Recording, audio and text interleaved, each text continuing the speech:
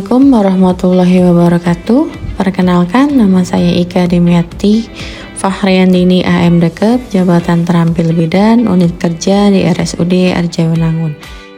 Berdasarkan Lembaga Administrasi Negara Republik Indonesia Nomor 15 Tahun 2020 tentang pengembangan kompetensi pegawai pemerintah dengan perjanjian kerja, Pasal 31 ayat 1 mengamanatkan instansi pemerintah wajib menyelenggarakan orientasi bagi P3K, yang dimana ini sebagai landasan hukum yang terlaksananya kegiatan orientasi P3K tahun 2025 ini.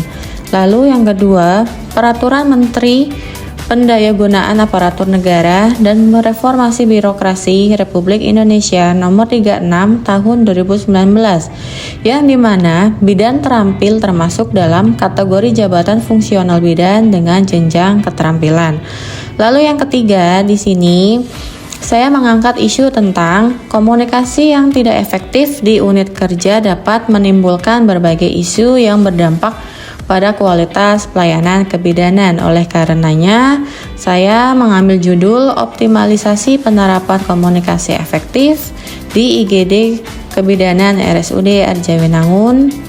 Maksud dan tujuan terselenggaranya acara ini adalah peserta mampu memahami program orientasi serta mengenal nilai dan etika instansi pemerintah, dan peserta mampu mengaktualisasikan nilai-nilai dasar ASN berakhlak. Dan tujuan dari orientasi pengenalan nilai dan etika instansi pemerintah bagi pegawai pemerintah dengan perjanjian kerja adalah untuk pengenalan tugas dan fungsi ASN, pengenalan nilai dan etika pada instansi pemerintah, pemahaman dan penyediaan informasi kepada P3K yang baru diangkat, dan diharapkan mampu mengaktualisasikan nilai-nilai dasar. Untuk waktu dan tempat, kegiatan orientasi ASN pegawai pemerintah dengan perjanjian kerja formasi tahun 2025 di lingkungan Kabupaten Cirebon dilaksanakan mulai dari tanggal 10 Maret 2025 sampai dengan 14 April 2025 yang bertempat di unit kerja masing-masing, yaitu untuk saya itu di ruang IGD Kebidanan RSUD Arjawanangun. Untuk nilai dan etika pemerintah Kabupaten Cirebon itu ada diantaranya visi pemerintah Kabupaten Cirebon, yaitu terwujudnya Kabupaten Cirebon yang bersih, inovatif, maju, agamis, dan aman, yang disingkat menjadi Kabupaten Cirebon beriman.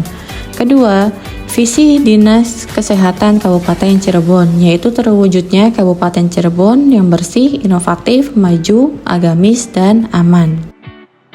Adapun visi RSUD Arjawanangun yaitu terwujudnya Kabupaten Cirebon yang bersih, inovatif, maju, agamis, dan aman. Serta misi RSUD Arjawanangun ialah meningkatnya kualitas hidup masyarakat melalui pemenuhan kebutuhan masyarakat, peningkatan kualitas pendidikan, pelatihan, kesehatan, dan ekonomi. Manajemen P3K berdasarkan Peraturan Pemerintah Nomor 49 Tahun 2018 yaitu meliputi penetapan kebutuhan, pengadaan, penilaian kinerja, hak dan kewajiban, gaji dan tunjangan, pengembangan kompetensi, pemberian penghargaan, disiplin, pemutusan hubungan perjanjian kerja, dan perlindungan. Dan untuk penilaian kinerja P3K yaitu ada 3 poin. Yang pertama, memperhatikan target, sasaran, hasil, manfaat yang dicapai, dan perilaku pegawai. Kedua, hasil penilaian kinerja P3K dimanfaatkan untuk menjamin objektivitas perpanjangan perjanjian kerja, pemberian tunjangan, dan pengembangan kompetensi.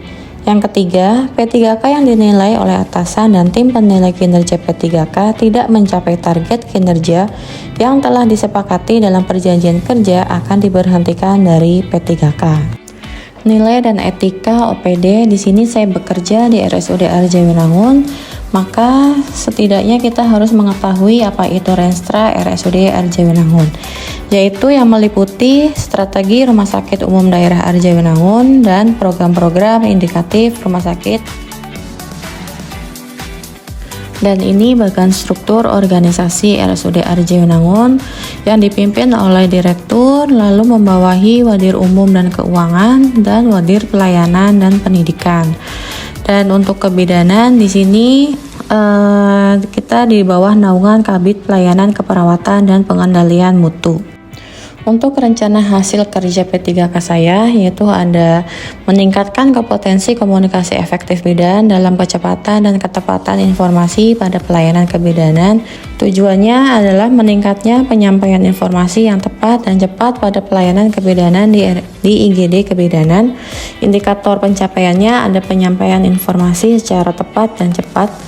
Untuk waktu perolehannya yaitu mulai dari bulan Maret 2025 sampai Februari 2029. Yang kedua, meningkatkan kompetensi komunikasi efektif bidan dalam kejelasan dan kelengkapan dokumentasi di IGD kebidanan.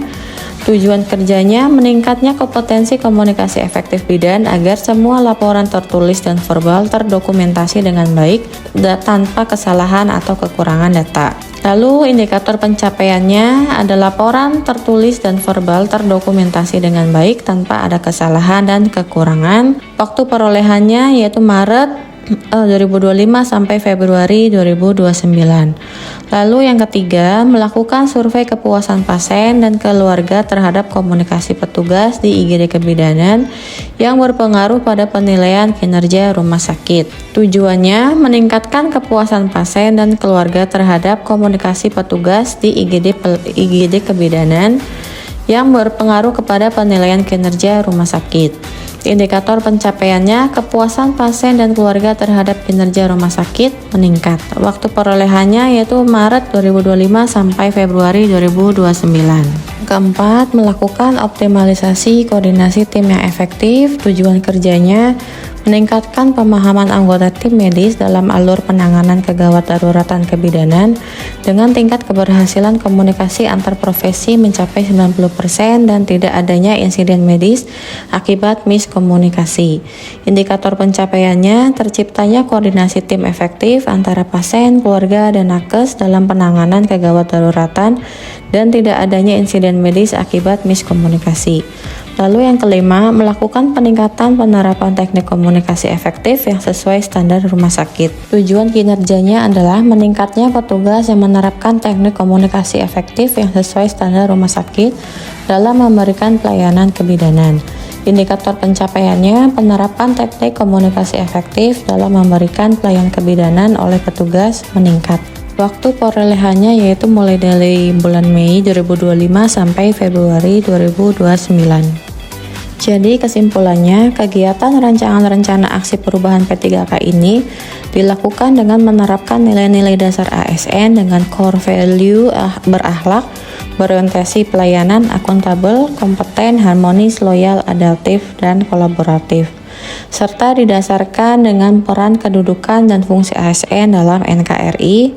Manfaat kegiatan rancangan aktualisasi dan habituasi ini dilakukan antara lain dapat meningkatkan kecepatan dan ketepatan penyampaian informasi dalam memberikan pelayanan kebidanan, laporan verbal dan tertulis terdokumentasi dengan baik tanpa ada kesalahan dan kekurangan, kepuasan pasien terhadap kinerja rumah sakit meningkat, dan terciptanya koordinasi tim efektif antara pasien, keluarga, dan nakes dalam penanganan kegawat daruratan dan tidak adanya insiden medis akibat miskomunikasi.